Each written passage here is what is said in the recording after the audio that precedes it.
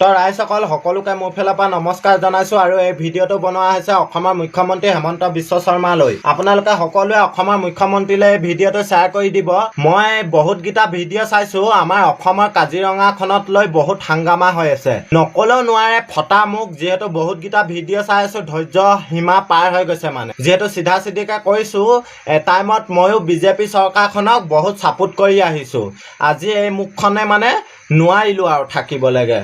অসমৰ মুখ্যমন্ত্ৰী হেমন্ত বিশ্ব শৰ্মা মহোদয় ডাঙৰীয়া, আপোনাকে ক'বলৈ বিচাৰিছোঁ, আপুনি অসমত CM হ'ল বুলিয়ে আপোনাৰ যি মন তাকে কৰি থাকিলে নহ'ব, গম পাইছে নাই? আপোনাক ৰাইজে উঠাইছে, ৰাইজে নমাবলৈ টাইম নালাগে।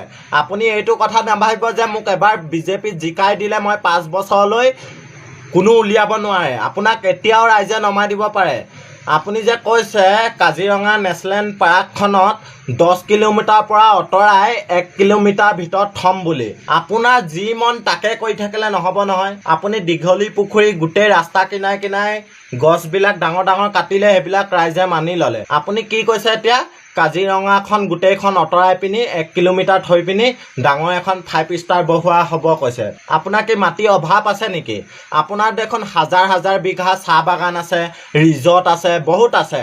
আপোনাৰ যদি ইমানে 5 ষ্টাৰ খুলিবলৈ মন, আপুনি নিজৰ বাগান 5 বিঘা অঁতৰাই পিনি তাত 5 ষ্টাৰ নালাগে, 7 ষ্টাৰ নালাগে, 10 ষ্টাৰ খুলি লওক না, কাৰো আপত্তি নাই নহয়।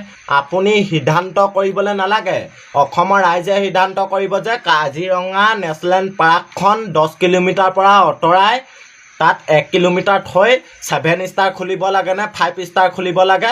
অসমৰ ৰাইজ আছে, অকল আপুনি নাভাবিব অসমত আপুনি ৰজা। আমাৰ জুবিন দা থকাহেঁতেন আজি এইগাল হ'বলৈ নাপায়।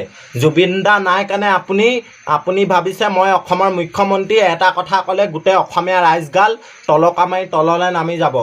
আমিও বিজেপিক ছাপোৰ্ট কৰোঁ, এষাৰ এষাৰ মাতত আমি এষাৰ এষাৰ ৰিপ্লাই কৰোঁ।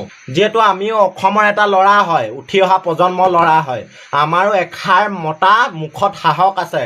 সেইটো কাৰণে কৈছোঁ, বহুতবিলাক ভিডিঅ' চাই আহিছোঁ। আমাৰ অসমৰ গৌৰৱ হৈ থকা, ভাৰতৰ ৱৰ্ল্ডৰ ভিতৰত গৌৰৱ হৈ থকা কাজিৰঙা নেশ্যনেল পাৰ্কখনেই আপুনি যে সেইখন ভাঙি দিম বুলি কৈছে, গোটেই ভাঙি কৰি অঁতৰাই দিম, 10 কিলোমিটাৰ পৰা 1 কিলোমিটাৰে অকল থ'ম।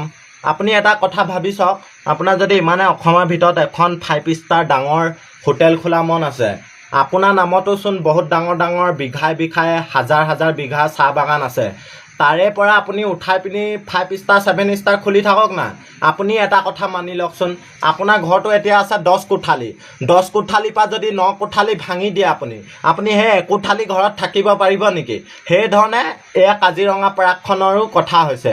এতিয়া অতগাল এনিমেল আছে, জীৱ জন্তু আছে, সিহঁতি যদি 10 কিলোমিটাৰ ডিফেন্সৰ পৰা অঁতৰাই পিনি তাত যদি 1 কিলোমিটাৰ থয়, মানুহৰ মানে ঘৰে চৰে সোমাবহি।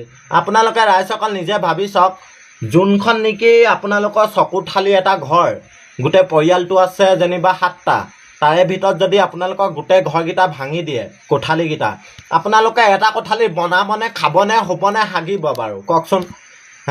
অসমৰ মুখ্যমন্ত্ৰী মহোদয়, আপোনাকে কৈছোঁ, আপোনাৰ যি মন সেইটোকে কৰি থাকিলে নহ'ব।